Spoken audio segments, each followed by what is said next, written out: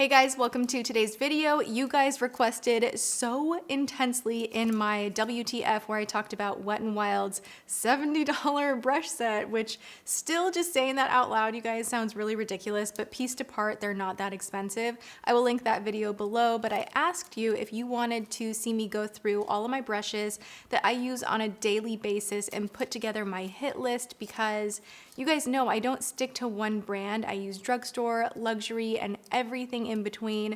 So I have sat in front of me, lined up all of my very favorite must-have brushes to do my makeup. I can do pretty much any look with all of these, and this is what I take with me if I am traveling. So this is my hit list. Yay. The funny thing is, in front of me, like I literally have, where are you?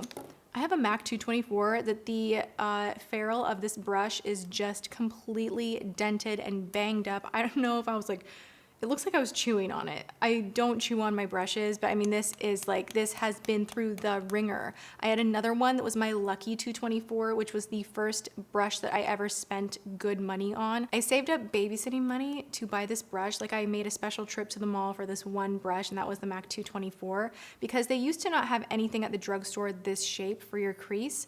And I knew I needed it because of all the books that I was reading as a teenager about makeup. Like I needed a tapered blending brush.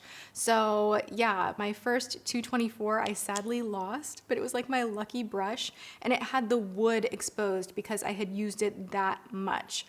We will get to eye brushes. I'm gonna set this one down, but my point is a lot of these brushes, whether I have been introduced to really fabulous like luxury lines, a lot of these brushes I've just had for years and years and years, and what works for me, and I'm pretty consistent with that. All right, so we are gonna start out not with a brush, but this is a tool that sits in my little jar right here. I think I got this at Target or Home Goods, and I just keep my mirror that I apply makeup with all the time that says, "You are the fairest of them all," and it's a snow white mirror. I just think it's really cute.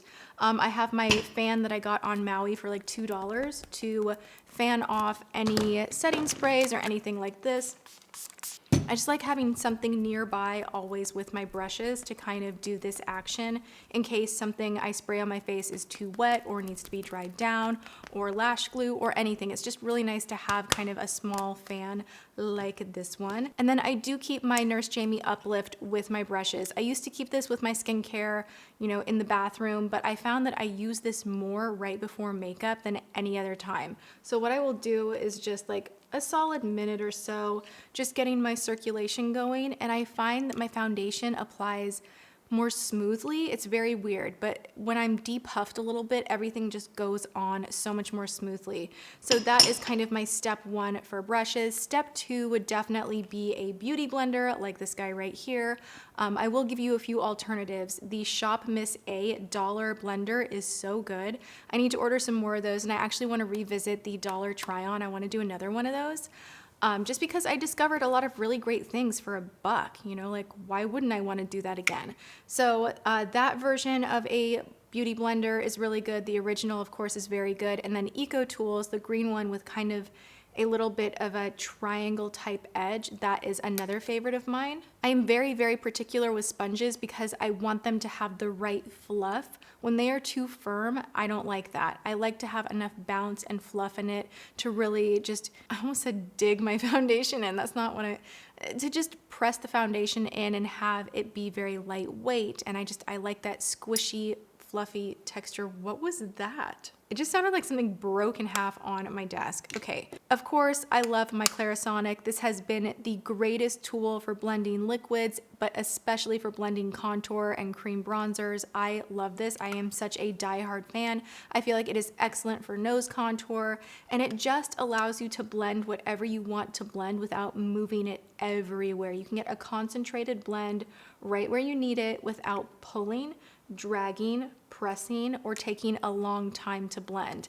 If you have a good, really liquid foundation, not a thick cream, but more of a liquid foundation, this will make it stretch. You don't need as much, and it just gives you this flawless airbrushed finish.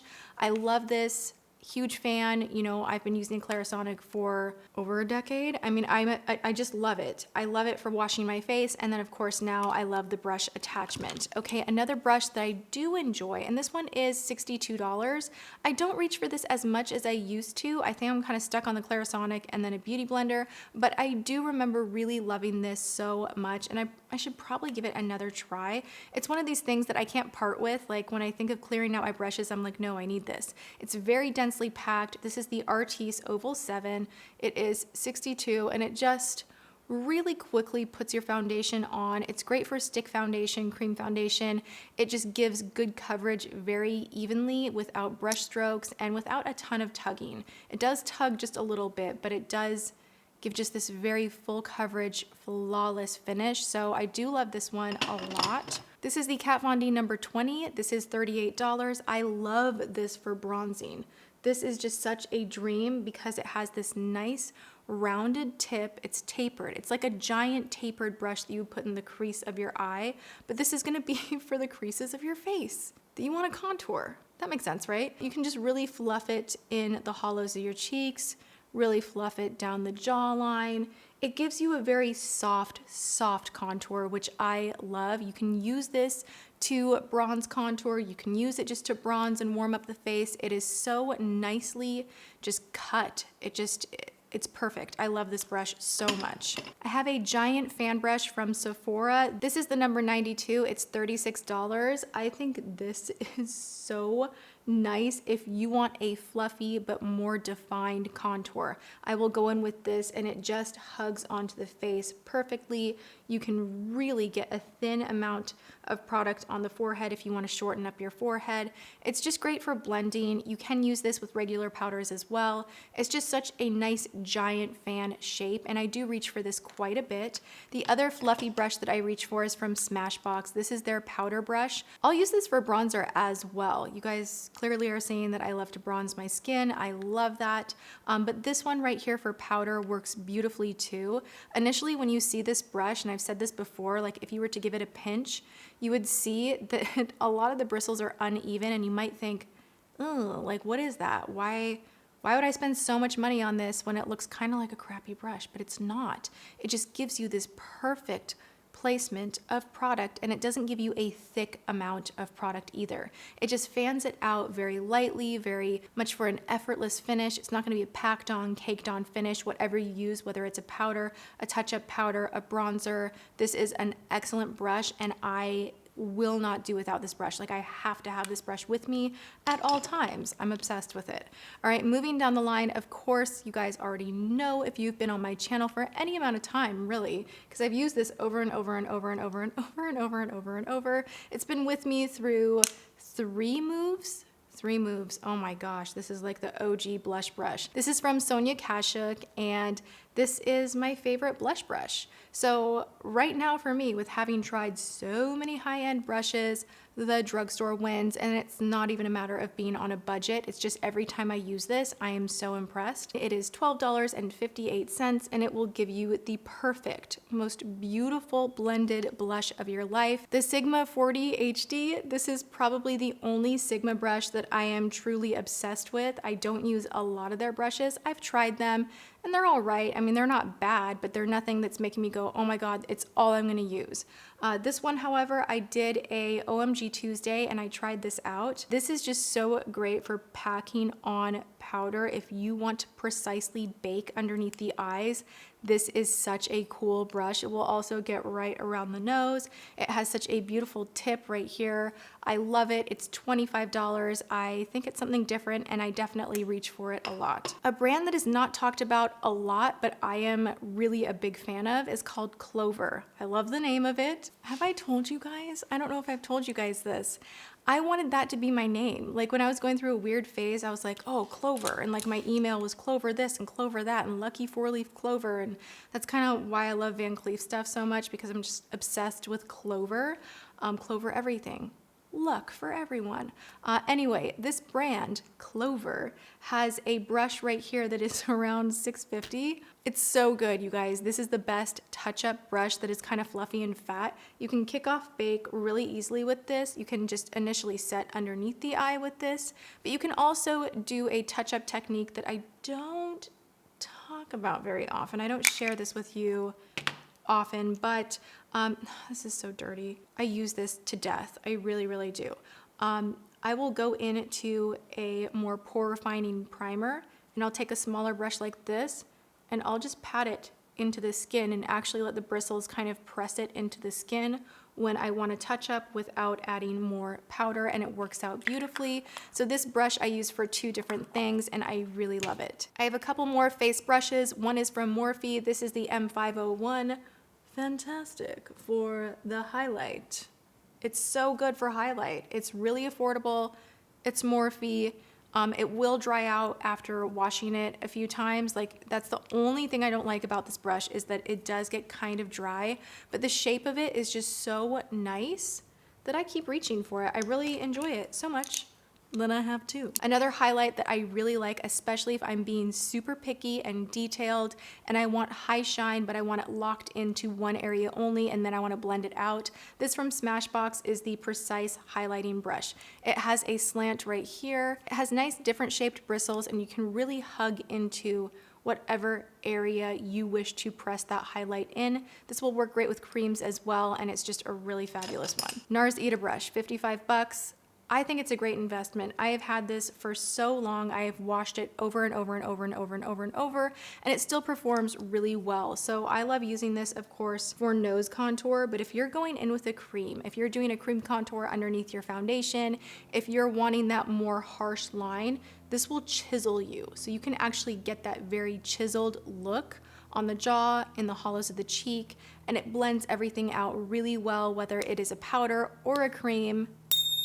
For my eyes, I really love this brush from Smashbox. This is the All Over Shadow. It's 26 bucks. It'll fluff color evenly all over the lid, allowing you to go into the crease and have just a really solid, nice blend. For the crease, I have a couple of favorites. Obviously, the MAC 224 is like my ride or die. It's just the exact right shape that I love, and I know I can count on it to blend everything out and just do a good job. I also really love a MAC 217 because you can carve out your crease, you can lay it flat. You can do a lot with this brush, but you definitely want something a little fluffier like this one, the 224, to really blend and fluff things out. I do also super love this one from Eblin. This is just a crease brush, and a subscriber sent this to me years ago, and I have not parted with it.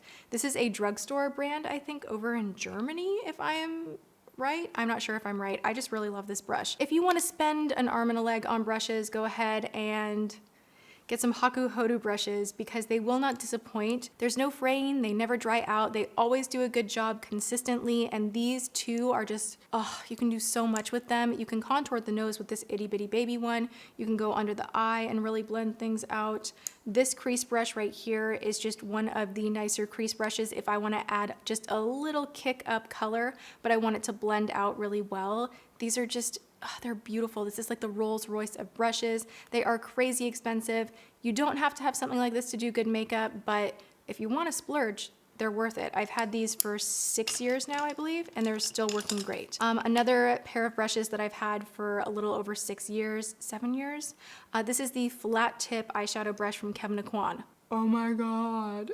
That moment when you question if you really do need more coffee or not. This is like the perfect brush for smoking out a lower lash line. It just does not grab the skin, tug the skin, pull the skin. It doesn't fluff color too low, so you can keep it pretty tight up in here, and it's just awesome. I highly, highly, highly, highly, highly recommend this brush. It's one of my like top 5. It's so good. For the lid, I have 2 brushes from MAC. I have the 242 and the 239. These are both $25. Fantastic for just blending out the lid, adding on a little cream. It's just nice to have these kind of shapes for packing on product on your eyelid itself and not just fluffing the color everywhere. For smoking things out, I have this guy from NARS. This is the number 45. This will actually really smudge out any cream liner, any shadows. It just does such a nice job. It's so densely packed and small of keeping the color really placed where you want it to. So I love having a smudger brush like this, and NARS does make really great brushes. All right, for the inner corner highlight, I love this one from Morphe. This is the E36. I used it today to just kind of pack on my Master Chrome highlight in rose gold. You guys are gonna be so sick of this. I use this every day of my life. It's so pretty.